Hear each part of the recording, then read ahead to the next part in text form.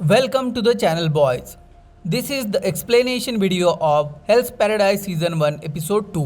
Also मैं हमारे channel पर Jujutsu Kaisen season 2 and Zom 100 bucket list of the dead season 1 को explain कर रहा हूँ. For that make sure you subscribe to the channel. And now without wasting any more time, let's get into it. Episode के first scene में हम सागिरी की voice सुनते हैं जो उसके पास्ट के एक छोटे से इंसिडेंट को बता रही थी कि एक बार एक स्टोरी टेलर को बिहेडिंग के जरिए मौत की सजा दी जा रही थी. स्टोरी टेलर ने अपनी आखिरी विश में एक रिक्वेस्ट की कि उसे स्टोरी सुनाते हुए बिहेडिंग के जरिए सजा दी जाए. सागिरी के फादर यामाडा असाइमेन किचिजी ने उसके इस रिक्वेस्ट को एक्सेप्ट किया और अपने स्वॉर्ड के एक ही स्विंग से उस स्टोरी टेलर की गर्दन को काट दिया. उनका ये स्विंग इतना परफेक्ट और क्लीन था कि स्टोरी टेलर का सर कटने के बाद भी वो कुछ लाइंस बोलकर अपनी स्टोरी को फिनिश कर पाता है. इट मीन्स के मरने वाले को रियलाइज भी नहीं हुआ कि उसकी गर्दन कट चुकी है. एकदम पेनलेस एंड क्विक डेथ. सागिरी ने डिसाइड किया कि वो भी अपने फादर की तरह लोगों को क्विक एंड पेनलेस मौत देगी. अब सागिरी को हम एक पर्सन को सजा देते हुए देखते हैं. सागिरी ने एक ही स्विंग में उस पर्सन के सर को काट दिया, बट सागिरी के स्विंग में अभी तक एक तरह का डर और डाउट था जिसकी वजह से मरने वाले पर्सन को पेनफुल डेथ मिलती है. अब सागिरी बहुत लोगों को मारने के बाद भी अपने फादर के जैसे लोगों को एक पेनलेस डेथ नहीं दे पाती. सागिरी सोचती है कि मैं किसी को भी बिना डाउट के और बिना फियर के तभी मार पाऊंगी जब मेरे सामने कोई ऐसा पर्सन होगा जो बिल्कुल भी दया के लायक नहीं होगा. नेक्स्ट सीन में हमें देखने को मिलता है कि बहुत सारे क्रिमिनल्स को उनके हाथों को बांधकर और उनकी आंखों पर पट्टी बांधकर शॉगन के सामने बैठाया गया था. एक अनाउंसमेंट के जरिए उन्हें बताया गया कि वो सब 11 ताइशोगन टोकुगावा नात्सुयोशी के सामने बैठे हैं.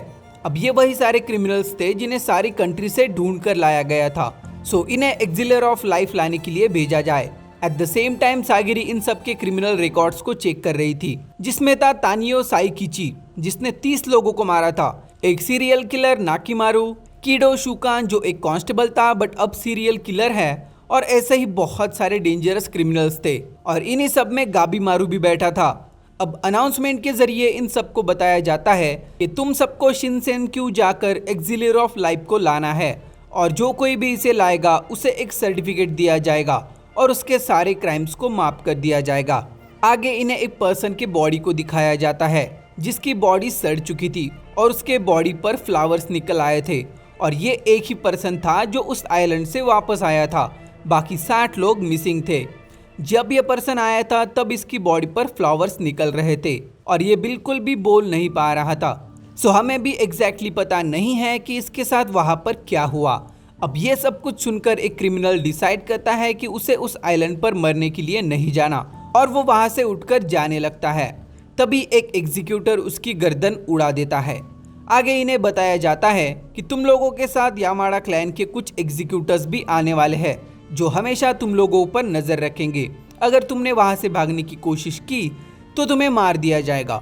अल्सो अगर एग्जीक्यूटर्स में से कोई मारा जाता है, फिर चाहे वो एक्सीडेंट से हो या फिर किसी और वजह से, तब भी तुम लोगों को मार दिया जाएगा. रिटर्निंग बोर्ड पर भी अगर तुम लोग अपने मॉनिटर्स मींस एग्जीक्यूटर्स के साथ नहीं आते तो तुम्हें आइलैंड से वापस नहीं लाया जाएगा, तुम्हें वहां पर छोड़ दिया जाएगा. एक और बात इन्हें बताई जाती है कि बोर्ड पर ज्यादा जगह नहीं है क्योंकि एग्जीक्यूटर्स भी तुम लोगों को मॉनिटर करने के लिए आने वाले हैं. सो हम लोग चाहते हैं कि तुम आइलैंड पर जाने वाले लोगों के नंबर्स को थोड़ा कम कर दो. इट मीन्स कि अब क्रिमिनल्स को दूसरे क्रिमिनल्स को मारना होगा. सो जो जिंदा रहेंगे बस वही एक्सिलर ऑफ लाइफ को लाने के लिए जा पाएंगे, बट इनमें से किसी के भी हाथ नहीं खोले जाएंगे. इन्हें ऐसे ही एक दूसरे को मारना होगा. इसके बाद इन सारे क्रिमिनल्स के बीच लड़ाई शुरू हो जाती है. सब लोग एक दूसरे को मार रहे थे और बहुत सारे क्रिमिनल्स मारे जा चुके थे. शॉगन ने एक गार्ड को पूछा कि इनमें से हमारे टॉप प्रायोरिटीज कौन से हैं, जिन्हें ये लोग रेड सील्स क्रिमिनल कह रहे थे, जो बहुत ज़्यादा पावरफुल थे, जिनकी पावर्स को एक तरह से सुपर पावर कंसिडर किया जा सकता था. गार्ड्स ने उन्हें कुछ पावरफुल क्रिमिनल्स के बारे में बताया जिसमें एक क्रिमिनल था जिसने अपने विलेज में एक चोरों के ग्रुप को लीड किया था. जिसके बाद एक फीमेल क्रिमिनल जिसका नाम कुनियोची था. इसके बाद एक मास्टर स्वॉर्ड्समैन जिसे ब्लेड ड्रैगन भी कहा जाता था, और एक जायंट क्रिमिनल जिसे कोई भी हरा नहीं सकता था. ये देखकर शोगन काफी खुश था। गार्ड ने उन्हें बताया कि इन सब में गाबीमारू द हॉलो सबसे ज्यादा खतरनाक और पावरफुल है। अब गाबीमारू अभी तक अपने जगह से हिला भी नहीं था और वो इन लोगों के झगड़े में नहीं पड़ना चाहता था। अब आइजेन डोनो नाम का एक एग्जीक्यूटर सागिरी के पास आकर उसे कहता है कि यह सब तो कुछ भी नहीं है सागिरी, आइलैंड पर तो इससे भी ज्यादा खतरा होगा।